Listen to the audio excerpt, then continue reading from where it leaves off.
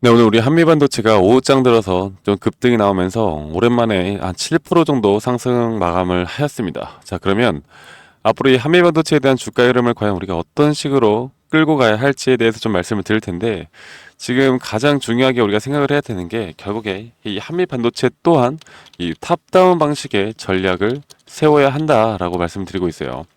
제가 우리 구독자분들에게도 가장 강조를 드리는 건데요. 지금 뭐 TC 분도가 어떻고, 뭐 하이브리드 분도가 어떻고, 지금 이런 게 중요한 게 아니라 결국에 첫 번째로 봐야 하는 건 이 글로벌 증시, 이 미증시의 흐름이, 근데 우리나라 지수의 흐름을 만들고 그 지수의 흐름이 이 한미반도체의 주가의 가격을 결정합니다. 그러니까 이게 결국 이 한미반도체가 이미 좋고 이 재료가 너무나 좋은 건 누구나 다 알고 있습니다. 그렇기 때문에 여기에 대한 외인들의 흐름들로 이제 가격이 결정된다라는 걸 일단은 이해를 하셔야 되고요. 두 번째로 봐야 하는 게 바로 이 섹터의 흐름들. 섹터의 흐름들인데, 사실 이 섹터의 흐름도 1번 글로벌 증시 미증시와 상당히 연관이 깊은 게, 이 미증시의 흐름마저도 이 글로벌적으로 이 엔비디아 측에 현재 내일 나올 지금 영업 이익이나 매출에 상당히 영향을 많이 받을 거기 때문에 내일 있을 엔비디아가 또 상당히 중요한 결정 요소가 될 수 있다는 걸 여러분들이 아셔야 됩니다. 그리고 오늘 오후장 들어서 급등이 나왔던 것도 이제 이런 엔비디아의 실적 발표에 전에 이 눈치 보기 싸움이 되어 가고 있는데, 이런 것들이 지금 다시 한번 또 기대감에 부풀어서 이 외인들의 매수세가 들어왔거든요. 그러면서 상승세를 나타냈다. 그리고 마지막으로 봐야 하는 게 바로 이 개별 종목의 섹터의 재료 모멘텀을 파악하는 겁니다. 그래서 이 한미반도체 같은 경우는 제가 말씀을 안 드려도 여러분들이 이 한미반도체에 대한 지금 매출이나 영업이익, 그리고 앞으로 3Q, 4Q, 3분기, 4분기까지 얼마나 더 좋은 모습을 보여줄 것인지에 대해서는 너무나 잘 알고 있을 거고요. 너무나 훌륭한 기업인 걸 너무나 여러분들도 잘 알고 있을 거라 생각해요. 그러면 우리가 결국에 이 한미반도체를 투자를 한 이유가 뭡니까? 궁극적인 목표가 뭐예요? 우리 계좌에 수익을 보기 위해 투자를 하는 거지. 한미 반도체가 잘 나가라고 정말 내가 투자를 해서 한미 반도체에게 도움이 되기 위해서 투자하는 사람이 있습니까? 솔직히 말해서 없잖아요.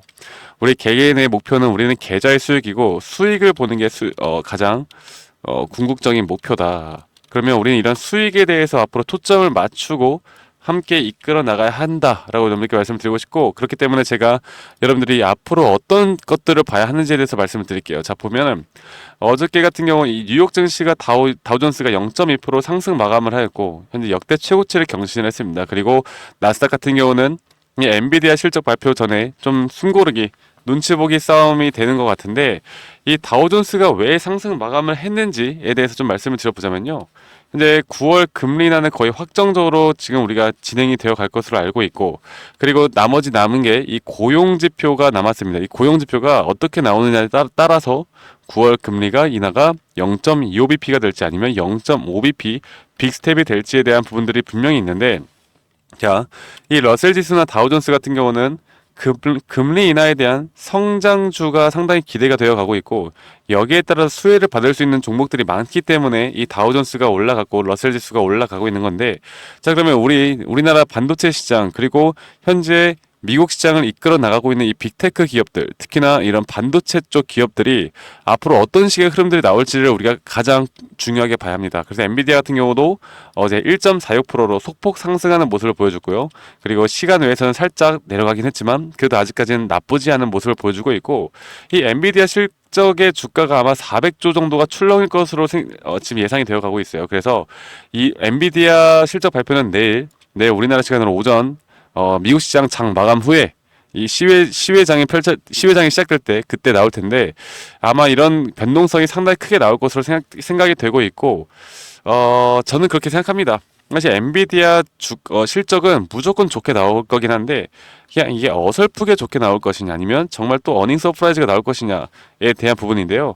첫 번째로 어닝 서프라이즈가 나오면은 우리나라 증시에도 물론 긍정적인 효과를 나타낼 거고, 좀 어설프게 나오면은 보합권이거나 하락이 나타날 가능성이 크다. 자, 그런데 이 엔비디아 실적에 대한 부분들은 단기적으로 조정을 나타낼 수 있겠지만 이것도 한계는 분명히 있을 거라는 겁니다. 결국에 이 섹터의 흐름들, 그리고 엔비디아 측에서 앞으로 AI 섹터를 이끌어 나간다라고 하는데, 우리나라 기업들은 그래도 지금까지 저평가가 되어 있기 때문에 어느 정도 금리 인하 이전의 기대감으로는 그러면은 9월 말 혹은 10월 초까지는 단기 고점을 형성할 확률이 크다라는 걸 아셔야 합니다. 네, 그래서 제가 이런 단기 고점이 왜 나온지에 대해서 여러분들께 한 번 더 좀 말씀을 드릴 텐데요. 지금 보시는 거와 같이 지금 미국 기준 금리에 대한 표인데 여러분들 일반적으로 아시는 게 기준 금리가 내려가면 부동산 시장이 올라가고 주식 시장이 올라가고 자산 시장이 올라간다라고 생각을 하시잖아요. 그런데 이전에 2000년대에도 6.5%에서 2004년도에 1.5%, 25%까지 하락을 했었고 2006년도에도 마찬가지로 이렇게 하락을 했었고 그리고 2018년도에도 이렇게 마찬가지로 하락을 했었는데요. 그런데 지금 보면은 다우존스 지수를 보겠습니다. 이전에 금리 인하가 시작이 되고 나서 어떻게 됐는지 이 지점 그리고 이 지점 그리고 이 지점 이렇게 볼 수가 있습니다. 이러면은 내가 생각했던 거와는 좀 다르게 흘러가는 거 아닌가? 왜 하락을 하죠? 지수가 왜 하락을 하지? 라고 생각하실 수가 있는데 일반적으로 금리라는 건 어느 정도 재료 소멸에 대한 부분이 분명히 있고 이 재료 소멸이 나오기 전에 기대감으로 단기 고점을 형성합니다. 그리고 나서 주가가 언제부터 올라가요? 여기에 대한 안정화. 네, 고금리에서 저금리로 변해가는 그 과정 속에서의 금리가 안정화가 되어 갈 때 그때부터 자산 시장이 올라간다는 걸 여러분들이 꼭 알고 계셔야 돼요. 아시겠죠? 그래서 이런 부분들은 개별 종목을 우리가 판단하는 것보다 여러분들 우리가 시장을 판단하는 건 더 어렵다라고 생각하겠지만 오히려 더 쉬워요. 왜냐면 역사적인 판례가 있고 우리가 과거에서 볼 수 있는 그런 데이터가 있기 때문에 오히려 더 쉽게 우리가 대응을 해 나갈 수가 있습니다. 자, 그래서 최근에 이 수급들을 오늘의 수급을 보면은 이 모건스탠리 그리고 지금 그 LS증권이나 한국투자증권 같이 기관과 외국인이 다시 한번 물량을 좀 담는 모습을 보여주고 있다. 그래서 이렇게 주가의 상승을 분명히 일으키고 있는데 앞으로 이런 단기 고점은 계속해서 형성이 될 것으로 보입니다. 그러니까 이렇게 주가 좀 올라왔다라고 해서 절대 매도할 때가 아니라는 걸 말씀드리고 싶은데 그러면 과연 우리는 어디서 매도를 해야 될까? 여기에 대해서 좀 고민이 많으실 거라 생각을 해요. 제가 말씀드렸던 것처럼 이 단기 고점이 과연 어디에서 형성이 될지 제가 이것도 참 할 말이 많은데 우리 구독자분들이 저는 20만 원에서 매도를 할 거야 아니면 나는 18만 원에서 매도를 할 거야 이렇게 딱 가격을 정해놓고 끌고 가려고 하시더라고요. 이렇게 목표가를 정해놓고 끌고 가는 건 점쟁이도 하지 못합니다. 여러분들 이렇게 투자하다가는 투자 실패할 확률이 높다. 우리가 가져가야 하는 건 봐야 하는 건 바로 이 고점 신호를 파악하는 게 가장 중요하다라고 제가 좀 한 번 더 말씀을 드리겠습니다. 결국 이 고점 신호가 떴을 때 우리는 적어도 저는 50% 이상 분할 매도를 해야 되고 여기에 대한 고점이 뜨고 나서 다시 한번 지수가 하락하라고 조정이 올 때 우리는 행복하게 이 조정을 기다리면 된다라고 여러분들께 한 번 더 좀 말씀을 드릴게요. 이런 시나리오를 제가 앞으로 여러분들과 함께 이끌어 나갈 거고요.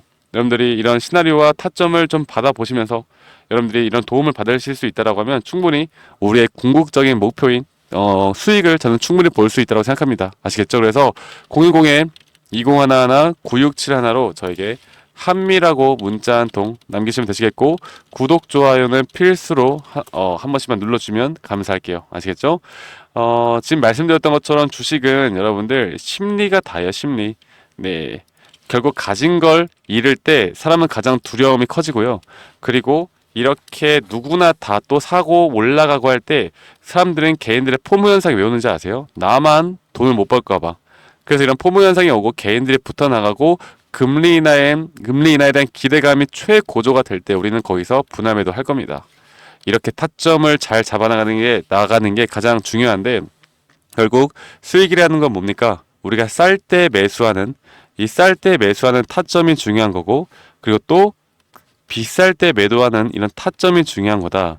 우리가 기업 분석이나 기업에 대한 가치나 이런 것도 정말 중요하겠지만 그 기업의 가치가 이미 적정 주가에 대해서 좀 반영을 하고 있는지 이 주가가 싸졌는지 아니면 시장이 하락을 함으로 인해서 정말 또 싸게 살 수 있는 기회가 왔는지 이런 모든 것들을 판단하고 우리는 타점을 잡아야 되는 거지 이게 그냥 옆에서 한미반도체는 더 올라간다라고 하니까 지금이라도 사라고 하면서 매수를 하다간 운 좋게 수익을 볼 수도 있겠죠. 하지만 이게 반복되다 보면 우리는 이런 것들에 대해서 큰 수익을 놓치거나 손실로 마감이 되는 부분들을 계속해서 만들어낸다라는 걸 여러분들이 꼭 아셔야 됩니다. 아시겠죠? 그래서 앞으로 종합적으로 판단을 해보자면 첫 번째로 미증시에 대한 그리고 글로벌 증시에 대한 부분을 파악을 해서 이 섹터의 흐름을 또 파악을 하고 여기에 따라서 우리가 개별 종목, 우리 한미반도체에 대한 개별 종목에 대한 부분들을 파악을 해서 종합적으로 타점을 우리가 매도 타점을 잡을 건데 이르게 금리나 그리고 11월 대선까지도 있어요. 그래서 이런 부분들을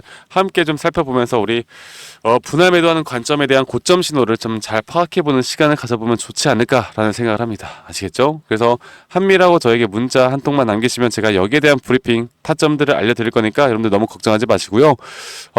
이제 8월이 다 지나갑니다. 오늘 8월 마지막 주 지금 수요일이고 이제 9월부터 이제 좀 날씨도 선선해지고 이제 괜찮은 날들만 좀 진행이 될 텐데 여러분들 앞으로 한미반도체뿐만 아니라 다른 종목들로도 수익을 보는 그런 가을 계절을 보내셨으면 좋겠습니다. 저는 한미반도체에 대해서 더 좋은 영상으로 여러분들께 인사드리도록 할게요. 감사합니다. 박프로였습니다.